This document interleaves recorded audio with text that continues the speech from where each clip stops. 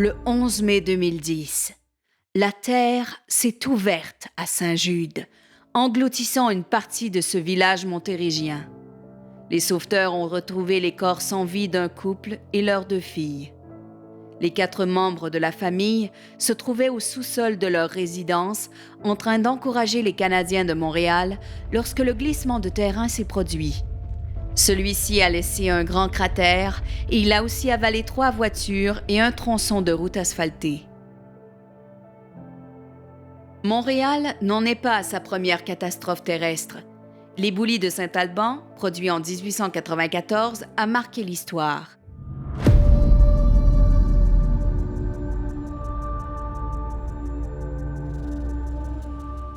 Le vendredi 27 avril 1894, vers 19h30, toute la contrée environnante de Saint-Alban était mise en émoi par un fracas épouvantable dont l'écho s'est répercuté, dit-on, à 16 km à la ronde.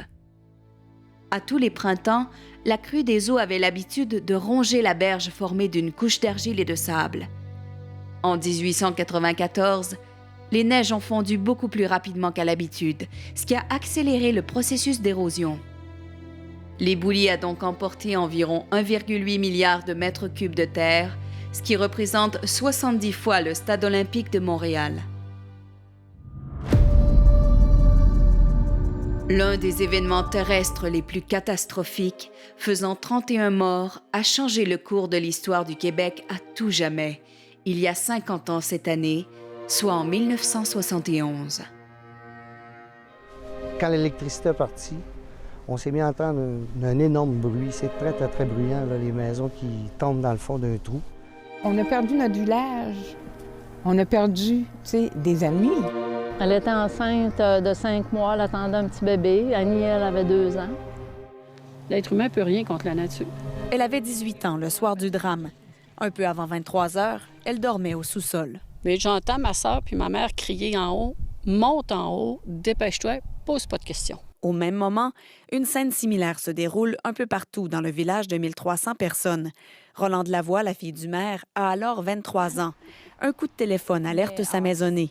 M. Berthold Tremblay criait. Écoute, il y a des maisons qui tombent, il y a des personnes à l'intérieur des maisons. Il criait. Les maisons toujours debout n'ont plus d'électricité. C'était pas dangereux.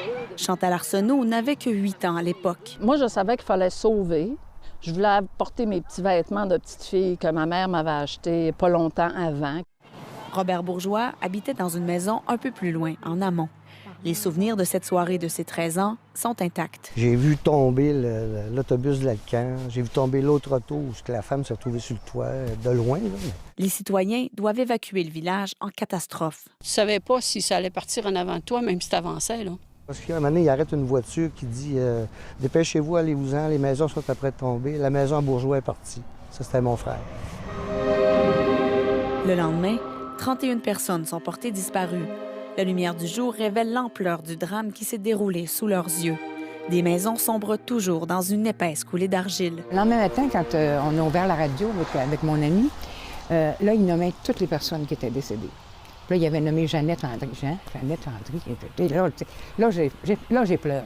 Robert Bourgeois n'a aucune nouvelle de son frère Gilles, de sa conjointe Diane Arsenault et de leur petite fille Annie, 2 ans. Diane était la sœur de Chantal Arsenault. Je ne sais pas de quelle façon ils sont décédés. Je sais que c'est une des premières maisons qui a été engloutie dans le glissement de terrain. Faut pas que je pense, j'en parle là, j'en ai des frissons là.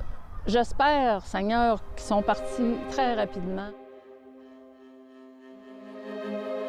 Si ces images saisissantes vous surprennent, sachez que ce phénomène est plutôt assez courant dans l'histoire de notre province. Chaque année, on dénombre une centaine de glissements de terrain partout au Québec. La situation inquiétante tend à augmenter et à s'étendre sur le Grand Montréal depuis les dernières décennies. Les accélérations du phénomène dû au changement climatique font craindre le pire pour l'île de Montréal. Les inondations des dernières années dues aux fortes précipitations et au réchauffement climatique accélèrent la fonte des neiges et causent nos énormes cavités dans la chaussée, communément appelées nids de poules.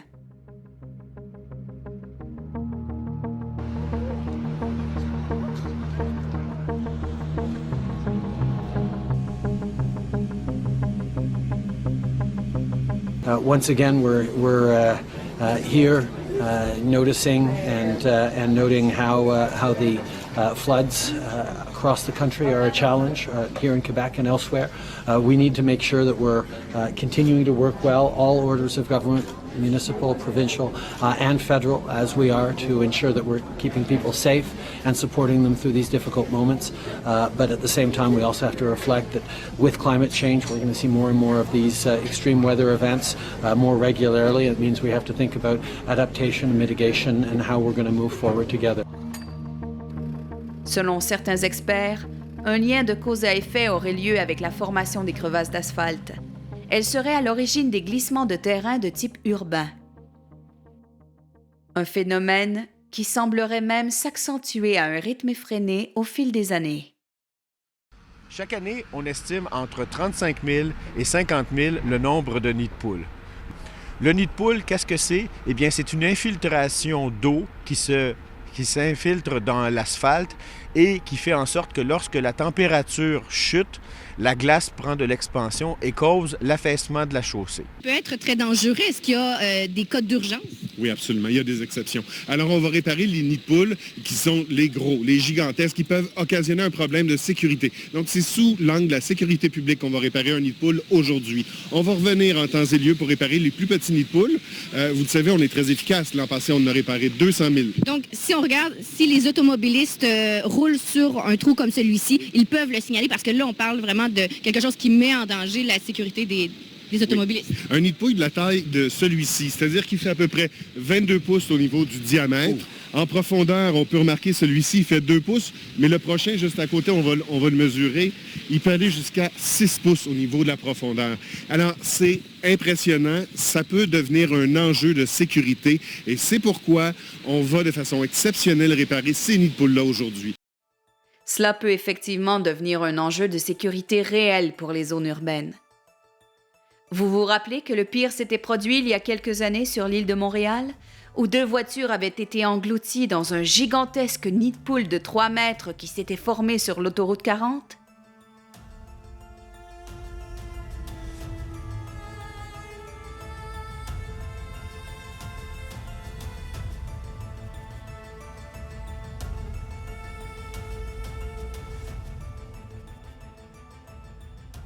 L'accumulation d'eau sous l'asphalte due au changement climatique aurait été mise en cause. Ce sont dans les villes où les sols sont les plus argileux que ces nids de poules se développent le plus souvent. Ces dommages terrestres mettent en péril ainsi la fragilité du sol, causant bien souvent un glissement terrestre mortel. C'est pourquoi il est important de connaître la cartographie de notre territoire, soit celui précisément de Montréal, où les risques tendent à augmenter au fil des années. Des études ont démontré que sur le territoire de la ville de Montréal, certaines villes sont plus à risque de glissement de terrain que d'autres, en raison de leur sol très argileux. Le plateau Mont-Royal, Outremont et le Myland, le Vieux-Rosemont et Hochelaga-Maisonneuve sont à surveiller. Cependant, ce seraient les quartiers du Vieux-Rosemont et du plateau Mont-Royal qui sont le plus à risque, avec des profondeurs de sol argileux pouvant atteindre plus de 70 pieds. En effet, le plateau Mont-Royal contient des argiles lacusses, sur des superficies et des hauteurs très importantes sur le territoire, ce qui explique la sensibilité particulière de cette région aux crevasses de type terrestre et de ce fait, aux glissements de terrain. Certains glissements de terrain surviennent dans les zones montagneuses. Souvent, des arbres ont été abattus pour construire des maisons, par exemple. Avec la pluie, la terre s'alourdit énormément. Et comme elle n'est plus retenue par la racine des arbres, elle glisse. C'est presque une avalanche de boue et de pierres.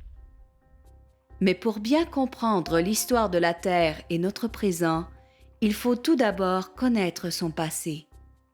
Il y a plus de 15 000 ans, les glaciers occupaient les vallées, bloquant les écoulements de ces affluents. Leurs eaux se sont accumulées jusqu'à former d'immenses lacs, au fond desquels se sont déposés les sédiments transportés par les rivières.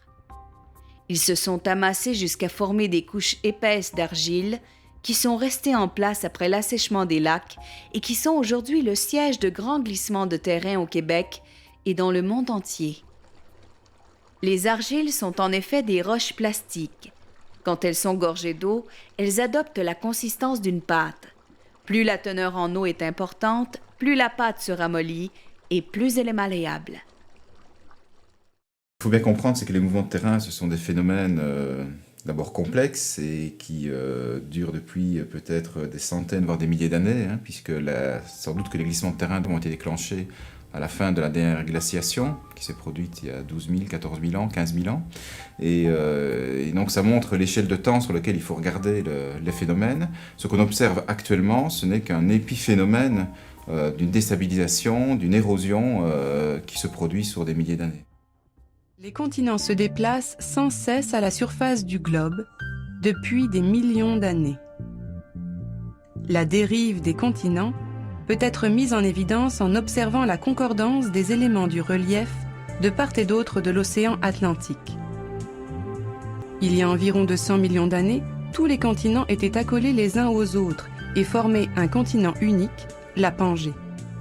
Cette immense plaque continentale s'est par la suite morcelée en plusieurs plaques plus petites qui ont lentement dérivé à la surface de la Terre, portées par le magma qui compose l'intérieur du globe terrestre. Chaque année, ces plaques se déplacent de quelques centimètres.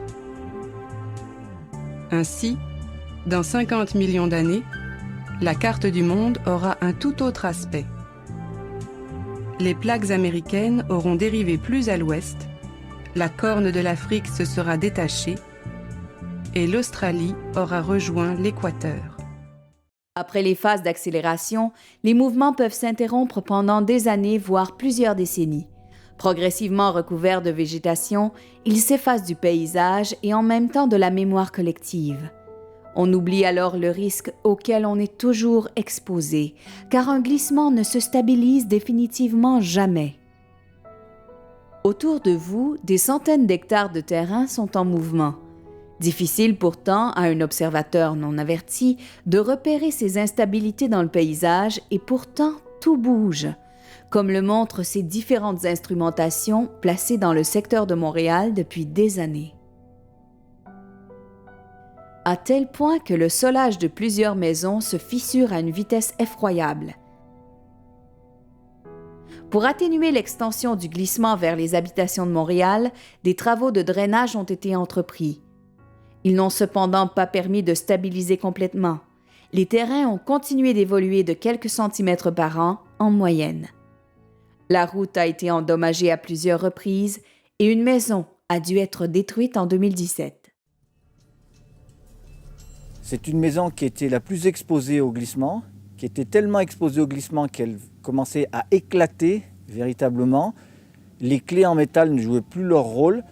Les murs qui étaient pourtant épais, qui pouvaient faire pas loin de 80 cm d'épaisseur, voire 1 mètre, laissaient passer le bras entier, c'est vous dire l'importance des dégradations. Il a fallu se résoudre à faire démolir la maison pour des raisons de sécurité. Vient alors cette défection. Le sol se compose de 3 éléments, solide, liquide et gazeux. Parfois, de manière naturelle ou suite à une intervention humaine, un de ces éléments subit une variation anormale qui cause la perte de l'équilibre entre le terrain et les fondations. De longues périodes de sécheresse, suivies d'abondantes précipitations ou d'importantes fuites d'égouts, bouleversent la structure du sol et peuvent entraîner son affaissement. Si le sol est argileux, il réagit comme une éponge. Il absorbe d'abord beaucoup d'eau et son volume augmente. Ensuite, après une période de sécheresse ou d'un été très chaud, l'eau s'évapore. Le volume du sol diminue et des vides se créent. Si le terrain est sablonneux ou graveleux, l'eau circule librement et déplace les particules solides les plus fines, laissant ainsi des vides. Dans les 2 cas, l'immeuble bâti sur ces sols peut s'affaisser. Les fuites d'eau et la sécheresse ne sont pas les seules causes d'instabilité. L'intensité de la circulation routière, la proximité de travaux de terrassement, la poussée des racines d'arbres et en général, toutes les atteintes aux fondations peuvent provoquer un affaissement. Il faut donc rester attentif aux signes qui peuvent annoncer l'apparition ou la réactivation d'un glissement. La formation de fissures, des déformations du sol, des arbres ou barrières penchées. Qu'est-ce qu'on fait après dans le long terme? Est-ce que c'est des zones où on va pouvoir urbaniser ou est-ce qu'au contraire, ces zones-là, il va falloir les abandonner et complètement oublier l'urbanisation, voire exproprier, ça peut arriver dans certains cas. Et est-ce que c'est pérenne de s'installer en tant qu'humain sur ces zones-là? Ainsi, plusieurs habitants ont pris la décision de quitter le mode urbain pour aller s'établir en banlieue. Comme conséquence, le marché immobilier a explosé, ayant comme résultat la surenchère du prix des maisons.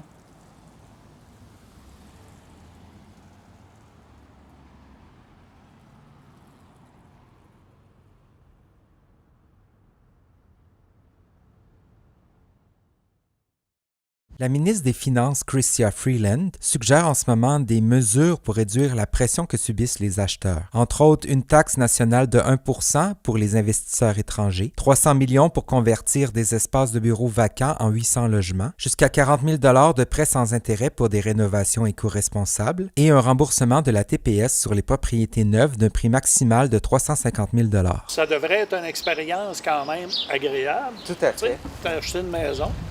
Puis tout d'un coup, là, tu te retrouves dans un marathon où tu es sollicité de tous les côtés et puis là, il y a un sentiment d'urgence qui est moussé.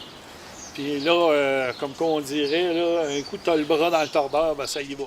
Pour une personne âgée de 25 à 35 ans, on estime que le nombre d'années de travail pour économiser une mise de fonds de 20 % est passé de 5 ans en 1976 à 13 ans en moyenne au Canada.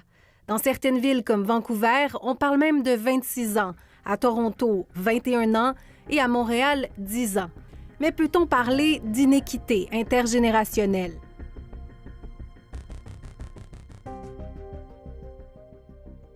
Julie Tremblay voulait profiter de la baisse annoncée du prix des propriétés pour quitter son logement de Montréal et acquérir une maison unifamiliale sur la rive sud de Montréal.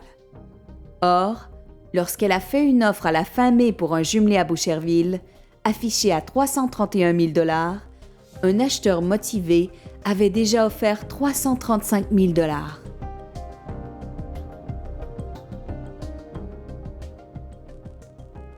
Dans sa plus récente publication Zoom sur l'habitation, Desjardins prévoit que le prix moyen des propriétés augmentera de 19,4 % en 2021 pour s'établir à 450 000 $.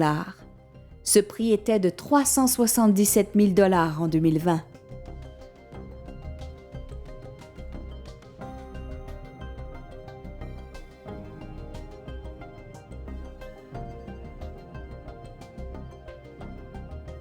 Plusieurs mesures gouvernementales provinciales d'urgence ont été imposées aux citoyens résidant sur l'île de Montréal en prévention des glissements de terrain causés par les nids de poules. Obligation au télétravail pour tous les citoyens résidant sur l'île de Montréal. Diminution des déplacements en voiture.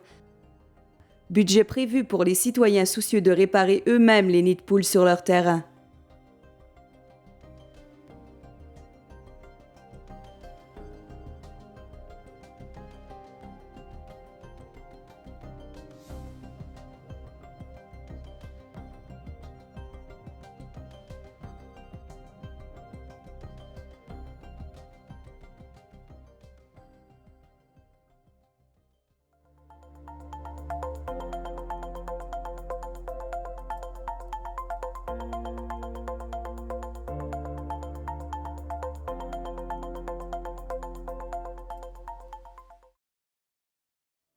Serions-nous à l'aube d'une seconde ère de la dérive des continents?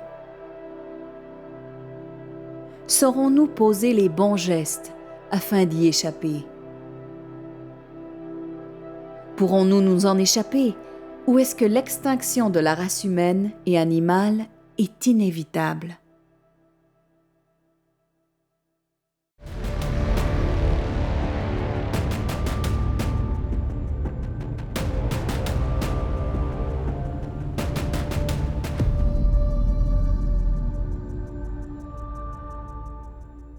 type de sol, les glissements qui ont eu lieu par le passé, tout est là pour qu'il y ait un gros décrochement, un glissement, là.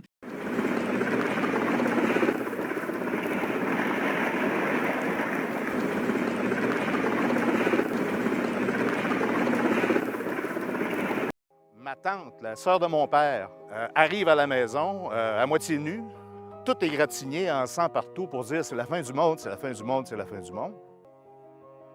L'histoire nous enseigne des choses. Et si on abandonne l'histoire, on arrête d'apprendre.